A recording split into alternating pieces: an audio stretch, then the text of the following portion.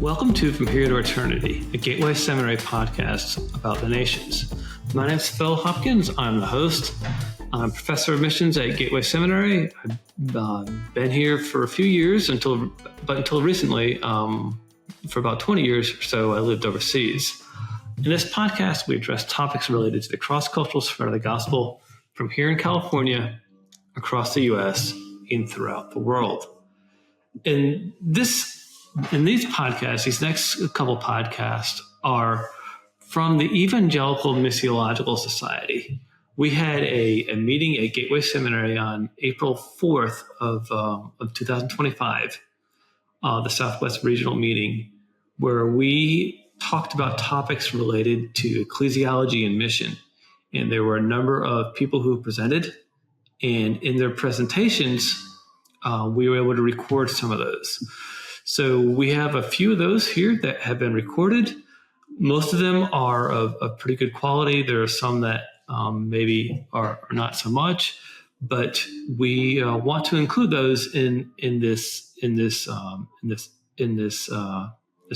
segment. So there'll be a number of them that'll be spread out, talking from people from various backgrounds throughout the West Coast, largely throughout the West Coast, from people from Fuller Seminary, from Cal Baptist, from Biola, from other different types of ministry organizations that are talking about ecclesiology and mission. So please enjoy. You'll see a number of different presentations that vary in length and that are quite unique to the people who, just as unique as the people who are presenting them. So we're thankful for those people. We're thankful that they have given us permission to record them, and we hope you all enjoy these podcasts, these presentations of these people. So enjoy, and please contact me with any questions if you have any. Thank you. Our last brother talked about deep listening, Joe's, and you have to forgive me, I have laryngitis. I've had it since December 5th, and it was very severe, and it took me into a period of deep listening. I was told to be silent for almost 12 weeks. So it's been a challenging season for a preacher and a teacher and a trainer, as you can imagine. And I'm not a guy who's big on silent, because when I was worked at Azusa Pacific University years ago, I had an intern who just said to me one day, "Would you shut up?" Because I don't listen too well. So I need to learn some deep listening. And I'm going to start with, David, please forgive me, this is a little shameful, but I'm going to start with some human doings, and then I'll highlight some of the human being side. So human doing side is I serve with a mission called A3. We do leader development across Asia and now beyond. And but I wear some other human doing hats, David. I also I serve with the Lausanne movement as a catalyst for leadership development. So it was fun to have Brother Daniel talking about the Congress, because I was very involved. In fact, my thesis from Fuller was called Polycentric Mission Leadership, and they designed a lot of the Congress around those themes. So that was kind of cool. We edited a book for the Congress called Leading Well in Times of Disruption. I also teach for Fuller Seminary. I run their D-Min program in Asia, and I teach for the Oxford Center for Mission Studies. So there's all my human doings. However, our mission is very aligned with what you shared, David, that being comes before doing. And all that doing stuff is irrelevant if I'm not centered on Christ. And what you said was so profound. But really, we have to be about being. And who we are in our being is really formed only by Christ. Without Him, we can do nothing. And so I really resonate with your sharing today. Thank you. What I'm going to talk about today in the field of ecclesiology and mission has to do with polycentric leadership. If you want to see the paper that I will be submitting, you can get it at academia or ResearchGate as a pre-release document. And if you can't get these, you can write me and I'll send it to you. But these are pre-release, they've not been published. Oh, Jose, you missed my talk about deep listening. Oh well, another day. But we're going to talk today about polycentric leadership in practice, rethinking congregational engagement in today's complex reality. This paper that we've written is not just by me. I've co-written it with a colleague from the Philippines named Dr. Jason Tan. He has a doctorate from Trinity. And the two of us work together in A3. And we've been wrestling in our mission about the whole idea of ekklesia or ecclesia. And what does that look like for today? So when we look at ecclesiology, what is it that today's church needs?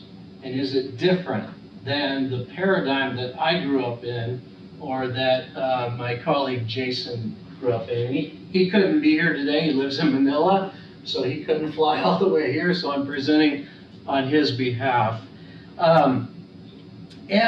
Jason and I got to this stage of what's going on because of two realities in our world.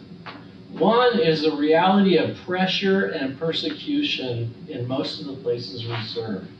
The church must look different in many of the contexts in which we serve. And so church is not a place on the corner that you go on Sundays in many places.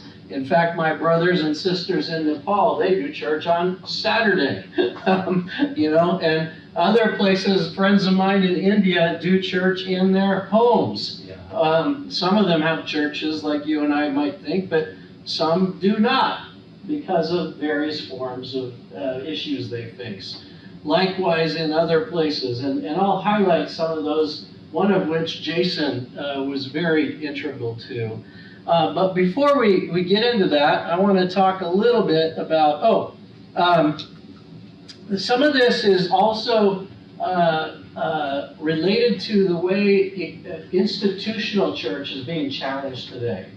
So Gen Alpha and Gen Z are increasingly disillusioned with church in the States as well as other places.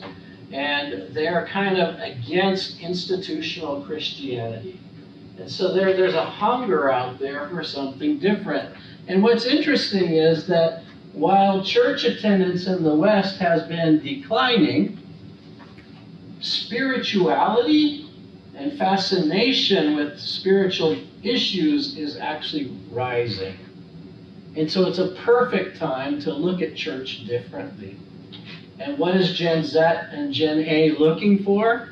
More community, more authenticity, more deep listening, Joseph, and more human beings, less human doings.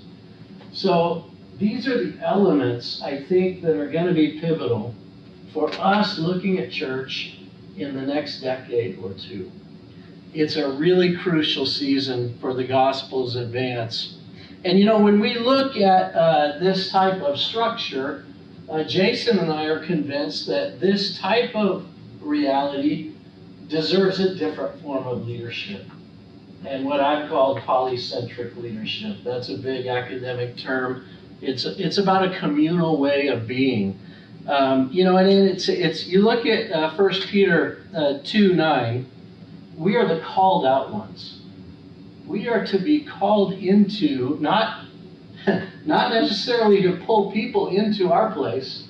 We are called out into the world to serve the world. And then Ephesians 4, what's our calling as ministers of the gospel? To equip the saints for works of service. We're equippers primarily, not aggregators. And I think we've gotten a little mixed up by thinking we have to be aggregational Not that there's anything wrong with attractional models of church, but in the future, ecclesiology may need to look different. And so that's the kind of essence behind this idea. Again, you can download that paper on these sites. But what is polycentric leadership? You may be curious about that. It's a model that comes with various, it comes from a sense that the world is changing. Our brother Daniel told us about the Lausanne Congress and the polycentric nature of mission today. Interestingly enough, if you look at history, most of mission history has been polycentric. It's not been from the West to the rest. It's always been from everyone to everywhere. Not perfectly aligned that way, but it's always been a multi-directional movement. It's never been from one society to another. And this idea means that it's a model with multiple centers of influence. So not a top-down driven type model, or a model that says because the US has the most money, they should be in charge. Or not a model that says, China, or today India now has the most people on the planet. It used to be China. So should India be at the center? And the argument here is no. We need various centers of influence, including in the middle of ekklesia. The church is not meant to be just a one personality-driven entity. The body of Christ is richer when we're together, when we have the fulfillment of all our gifts and different functions in that. And it reflects shared authority and collective wisdom. You bring a lot of wisdom to the table that I don't have. And so I need to listen to you. Likewise, you do, and you do, and you do. We need each other. That's what the body's all about. I may be the toe, maybe you're the eye, right? And where does the toe get without the eye? Well, I'm going to bang something, And so we really do need each other. And I argue in this paper that it is a Trinitarian form of leadership. That God in his own identity models how to lead by who he is. A being, right? Father, Son, and Holy Spirit in relationship with one another. Different functions, and yet co-equally working together, sometimes deferring to one or the other, right? There's a time where I need to defer to your strengths, Joseph. You got a lot more gifts in certain areas than I do, and so where you're strong, I should affirm that, and I should step back, right? That's the idea. It's a Trinitarian form of leadership. A3, we use a team of teams approach. I don't know if any of you have read General Stanley McChrystal. He said that the largest, most powerful, most efficient military on planet Earth's history could not defeat Al-Qaeda. And so they had to pivot. They had to completely change the way they did leadership. Before, it was the Pentagon telling somebody in the field in a aircraft carrier, who was then relaying information on the ground what to do. By the time those communications channels were flying, it was too late, because Al-Qaeda knew how to pivot on the fly. And so McChrystal developed a team of teams approach that decentralized decision making. And you didn't have to wait on the Pentagon to tell you what to do. Instead, there you are on the ground in Iraq or Afghanistan or Syria, and you make a call, judgment call, as you go. Now, you're supposed to keep headquarters informed, The channels of communication need to keep flying, but things are moving too fast for you not to act immediately. And this is the idea that whoever is at the front of the effort in that particular setting needs to take the lead. So Joe Handley, who is the president of A3, I live in Los Angeles. I shouldn't be telling my brothers in India how they should lead every day. They need to lead India in a way that's contextually appropriate for India. In fact, India is much more dynamic than that. There's multiple centers in India itself. The Northeast is very different than the South. And so it needs to decentralize at every level. So that's the idea of polycentric leadership. Let me talk a little bit about the biblical foundations. I want to highlight this from the book of Acts, chapter 11. The church in Antioch, I hope you can all see that, is a prime example of polycentric leadership in the early church. It was founded by unknown leaders from Cyrus and Cyrene, and it grew without the oversight or direction of any of the super apostles. Isn't that interesting? So leadership was decentralized early on. You look at the church in Rome. It actually started without direct apostolic oversight. The original church in Rome didn't have apostolic oversight directly on the ground. The Gentile churches in Acts 15, they contributed to leadership decisions as they were going. And so you see this throughout Scripture, a decentralized form of governance. Shared leadership empowers diverse voices.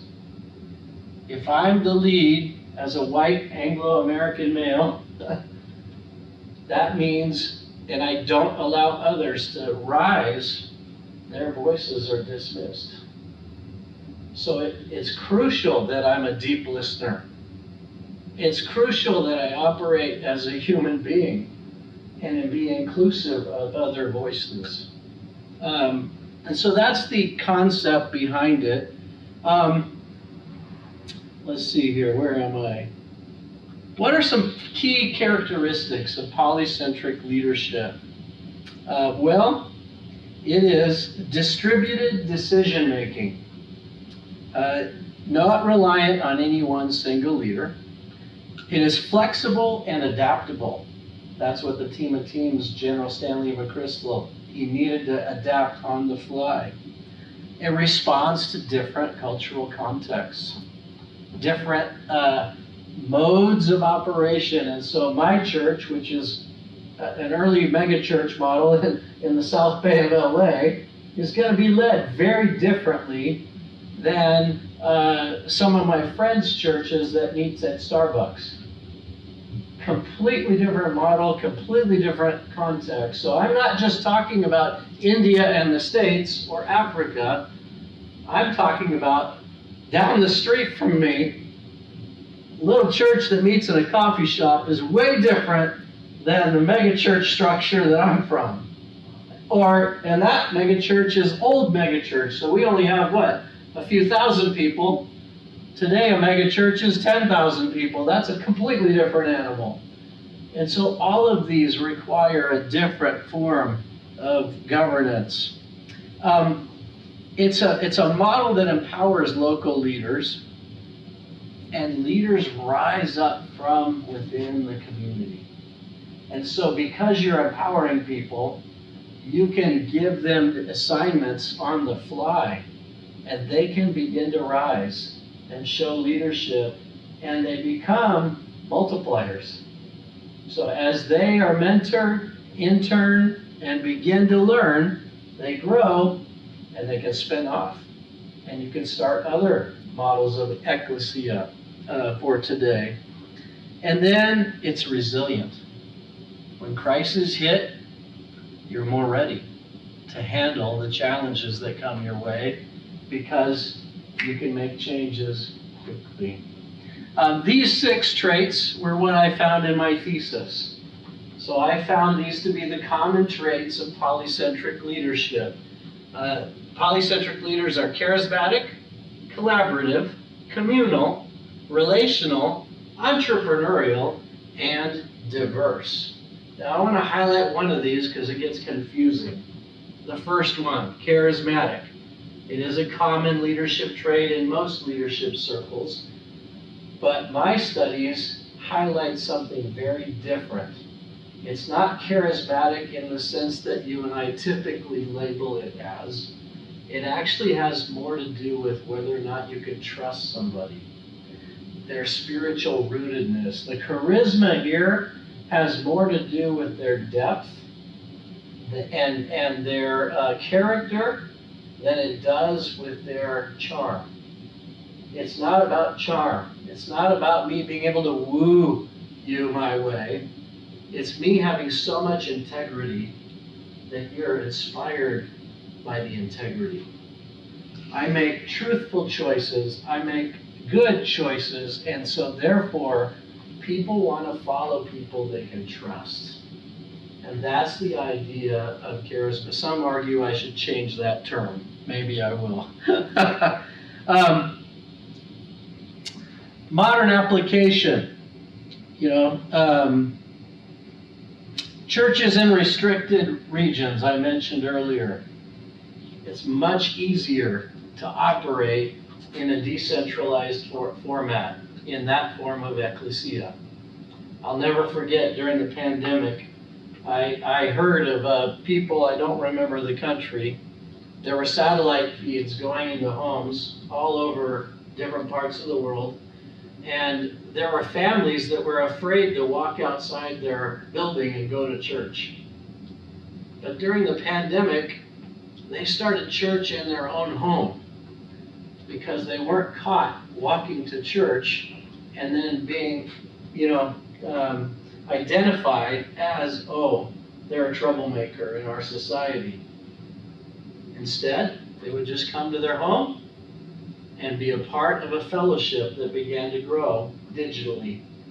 And then they were started to be discipled digitally. It was amazing. I don't know what they look like today, but it is in places where the church is under pressure, these kinds of ecclesial models are effective. They're more hybrid. During COVID-19, it forced us to be innovative. I remember one time our ministry was shut down in one of the largest countries in the world prior to this. And they started meeting online because their country was sort of at the epicenter of the pandemic in some ways. And so they were all, the government was more worried about solving the health crisis. So they went bananas on things like Zoom. And I started talking to them, and I've been on Zoom call. What's the largest Zoom call you've been on? 50, 100? What, anybody, any number bigger than 100? 200. 200? About 100.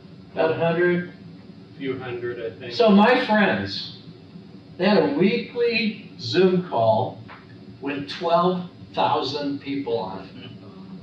And it became a church. They had another weekly call with 4,000 pastors equipping them for this era of the church's work. All in a place that's extremely repressive for the gospel today. Amazing. Now, when they got on top of the health crisis, there was a little bit of a pushback on the digital stuff, so they had to pivot one more time. But you get the idea. These forms of church can change rapidly. They don't have to have the same thing every Sunday. So what do we say here? My friend, Dr. Jason Richard Tan, he saw these churches pivoting. And he started some disciple-making movement churches. You guys have probably heard that, using DBS. Do any of you use that kind of material? So discipleship Bible studies.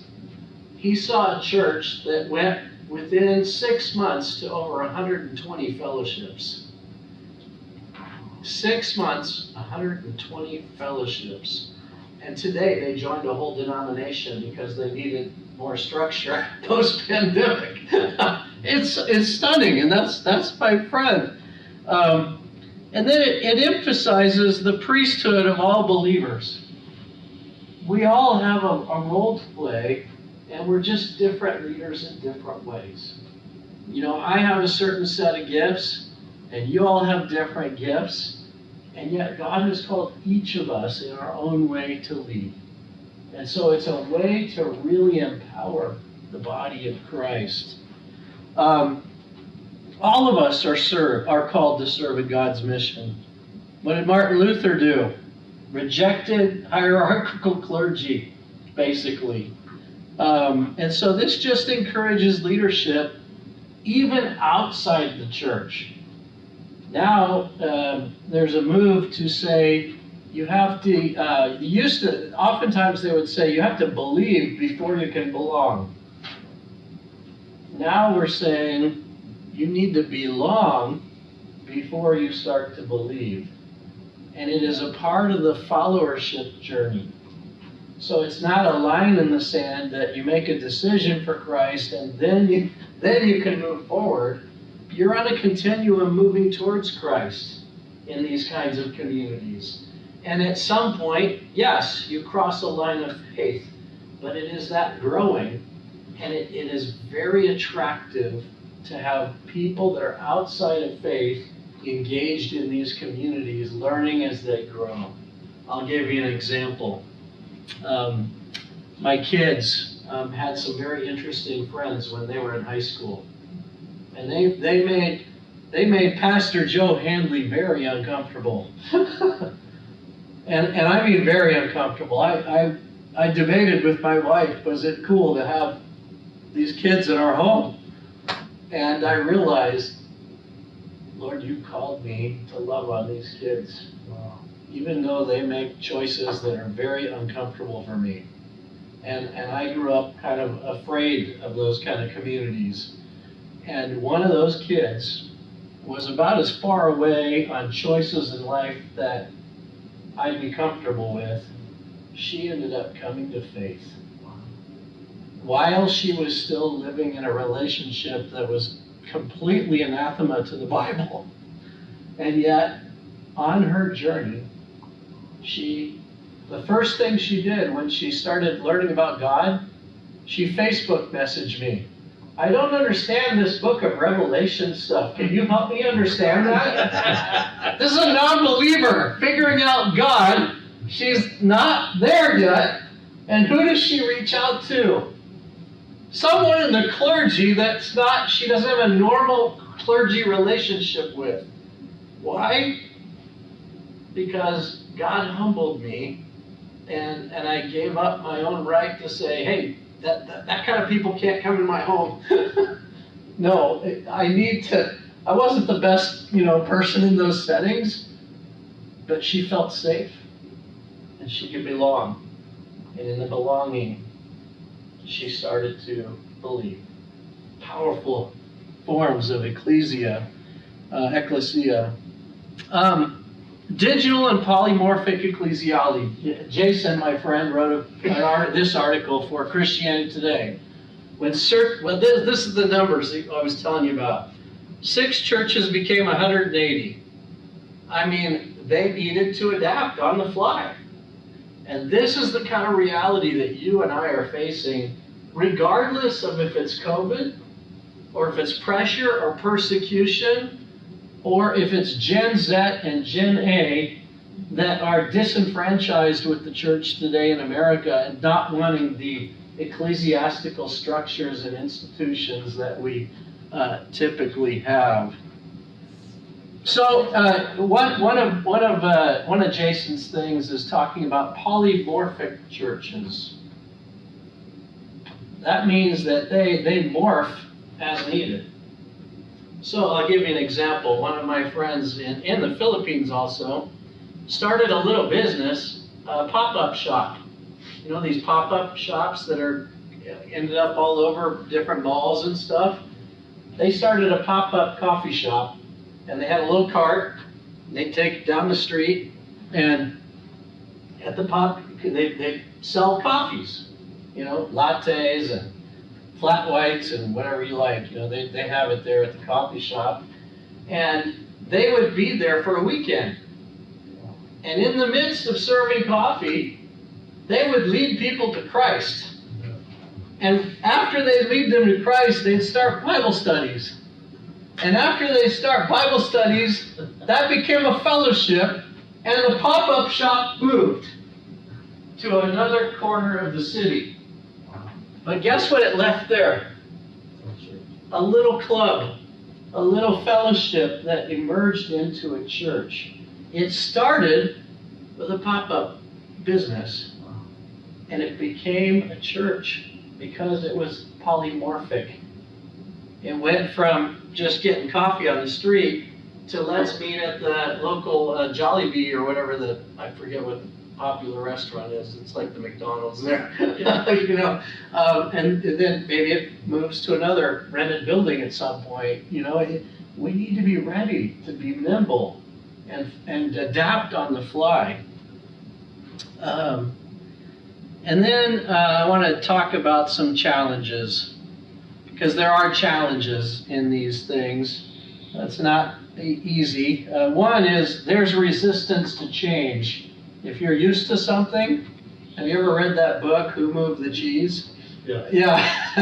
It's not easy to change, especially if you're in a big institution and you're used to power. Will you let go of power? And so that kind of change is difficult to face. Here's a biggie. Theological integrity. When you go to a paradigm where you belong before you believe, there's a lot of fluid theology that's going on. The person I mentioned earlier from my home, their belief system was a little bit out there, and I had to deal with the discomfort of that in order to, be a witness to them. But theological integrity comes with time. I was telling yesterday, I was being interviewed on a podcast, and they were talking about who's your neighbor. And right down the street from me is a fascinating situation as a neighbor. I mean, literally, 4 doors down or so. On one side of the street is a banner bigger than if you put those two whiteboards together, and on it says Trump, right? And Make America Great Again, and all this stuff. And literally, across the street is another banner with all rainbow stuff. And if you know America, you know what I'm talking about. They're literally across the street from each other.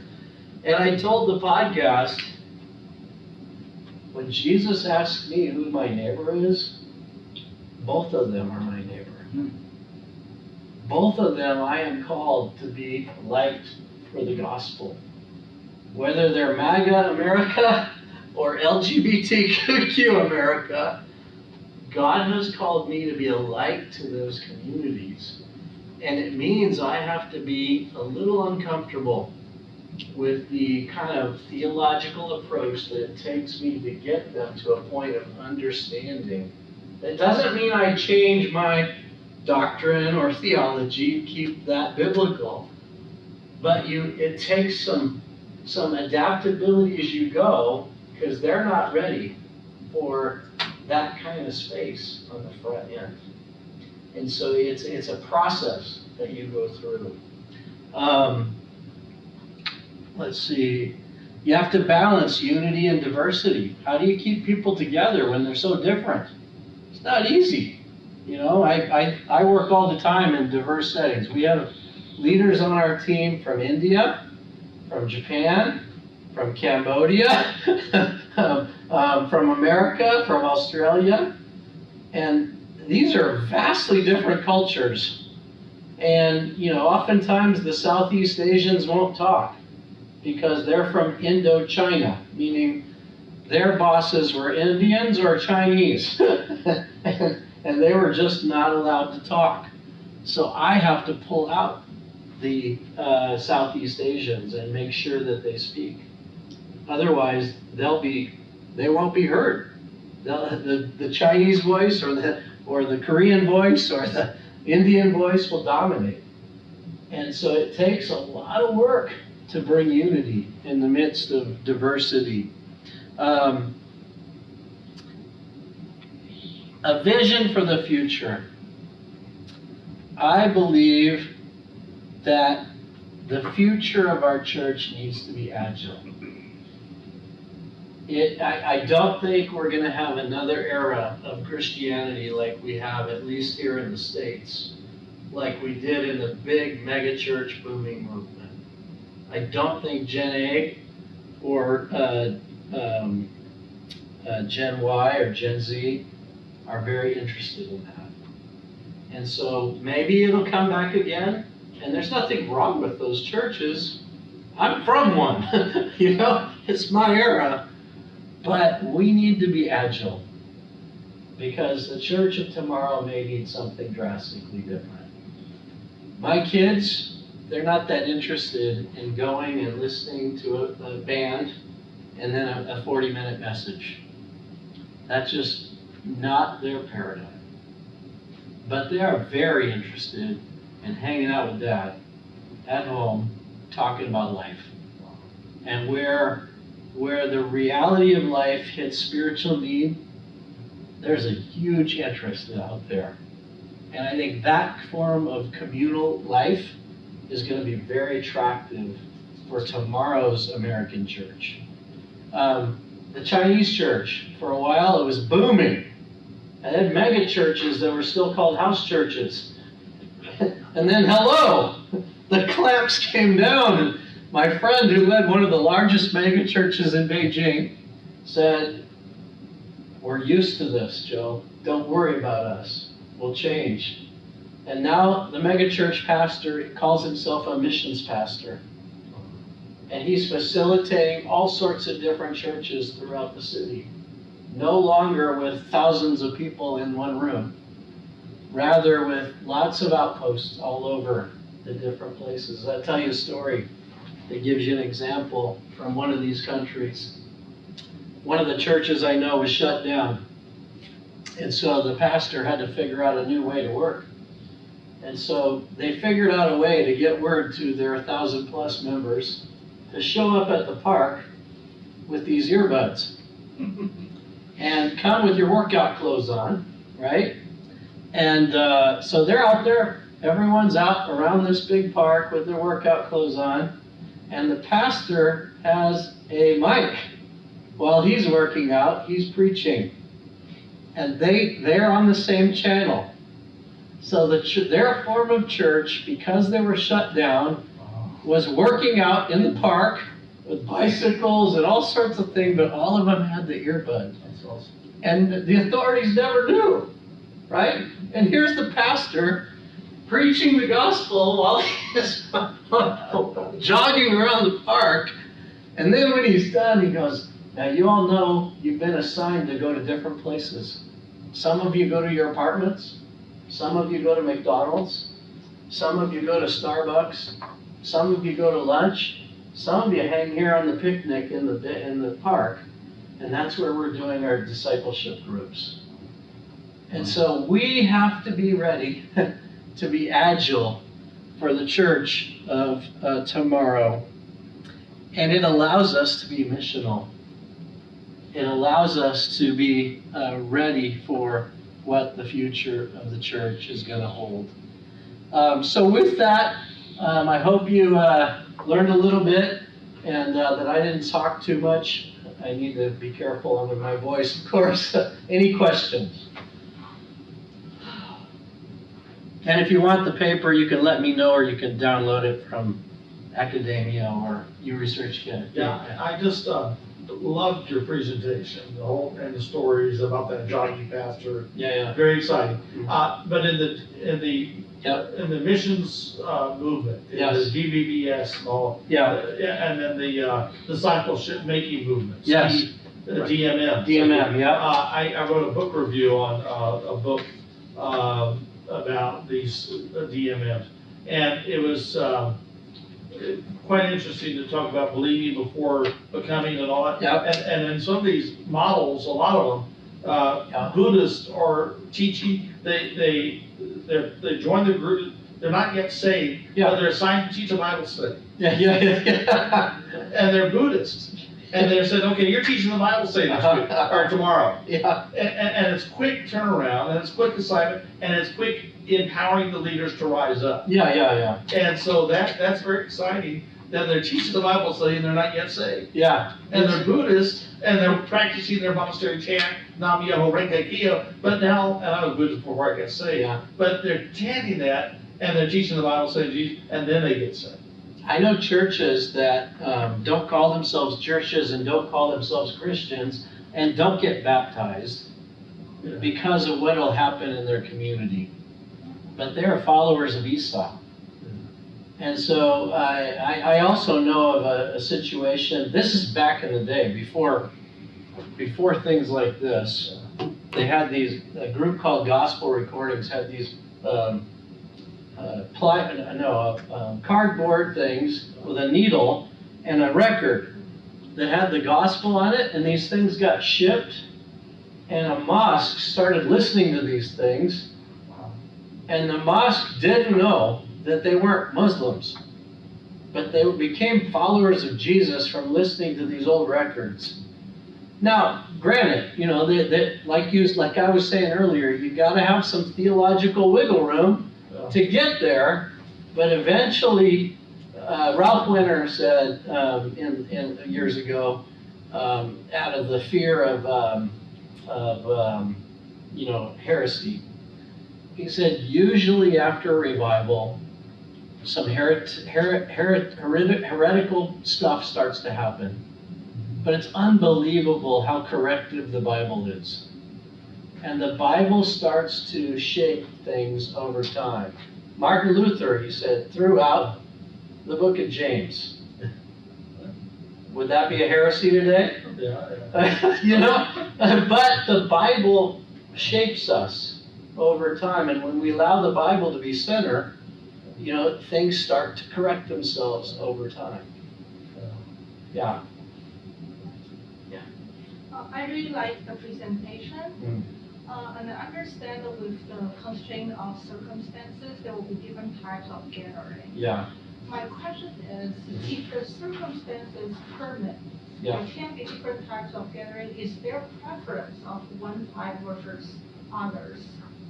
I don't think so. I think whatever works. I'll give you an example. I lived in Istanbul for a year, and I studied church planting. And I got into this huge debate between these missionaries doing DMM and the Turkish pastors who wanted a more institutional form of church. And it was a huge debate. The Turkish pastors were fervent that Muslims are used to something formal, and so you need to have a formal form of religion in order for the people to feel comfortable. And this was right, after 9/11. So they said, if you meet in a home like these others are, they'll think it's a terrorist group. And so they had a point, right? And yet these DMM people were saying, we're leading people to Christ. What do we do? And so I went to one of my mentors and I said, I don't know how to sort this through. What do I do with this? One group says it has to be a disciple-making movement or house church. The other group says it must be institutional. And he says, Joe, as long as it's biblical, I'm not worried. And he said, whatever's working, I make sure I fuel it. I pour gas on what's working. And so he says, if you see one of those forms working, why criticize them if they're not unbiblical? Let them go like they'll go.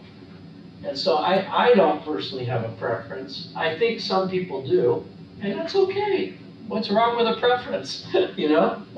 Although you might ask yourself, what's effective?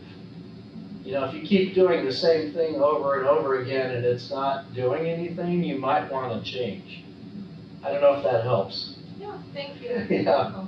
Any other, did you have another? No, I was just going to say thank you. Oh, okay, thank you. Oh, yeah, David, yeah. Yeah, I was just wondering how the traditional leadership style would respond to this? That's one of the challenges. If you're used to a top-down, high control church, it's very hard to let go. And so I think the only thing that speaks to that kind of power is when those churches collapse. I'll give you an example. Or they start to struggle.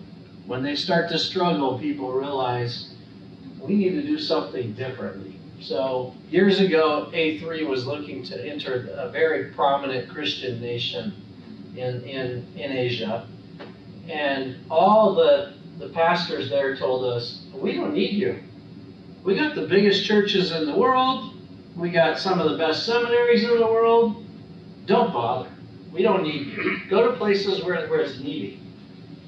Fast forward 15 years, and the youth stopped coming to church because there was moral failure at the senior leadership levels, there was financial mismanagement, and the young people disillusioned. Well, guess who's asking us to come to their country now? the old hierarchical leaders who are losing power, losing money.